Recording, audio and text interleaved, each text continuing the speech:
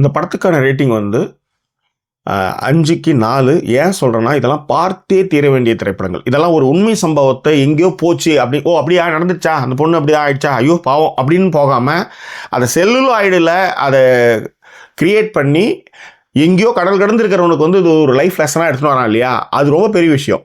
So இது மட்டும் கிடையாது, இந்த மாதிரி ஸ்கேம் கால்ஸ் வந்து அப்போ ரொம்ப ரொம்ப அதிகம். 2004 ரொம்ப அதிகம். அது மட்டும் கிடையாது, 30 மாகாணங்களில் 70க்கும் மேற்பட்ட இந்த மாதிரியான சம்பவங்கள், அதாவது திருடிட்டாங்க, ட்ரெஸ் அவுத்து செக் பண்ணுங்க அப்படின்ற மாதிரியான சம்பவங்கள் அங்கே நிறையவே நடந்தது. அதனுடைய ஒரு பகுதியாகத்தான் ஒரு பொண்ணுக்கு நடந்த துயரத்தை தான் இந்த திரைப்படம் வந்து பதிவு செய்திருக்கின்றது.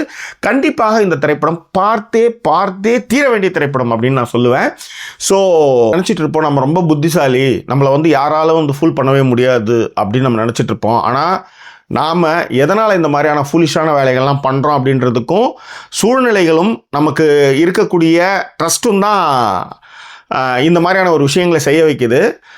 இந்த ஒரு சம்பவம் இப்போ சமீபத்தில் இங்கே காஸ்டிங் காலில் தமிழில் நடந்த ஒரு சம்பவத்துக்கு இந்த படம் தான் எனக்கு டக்குன்னு ஞாபகத்து வந்தது. அதனால தான் இந்த படத்தை உங்களுக்கு நான் பேசுகிறேன்.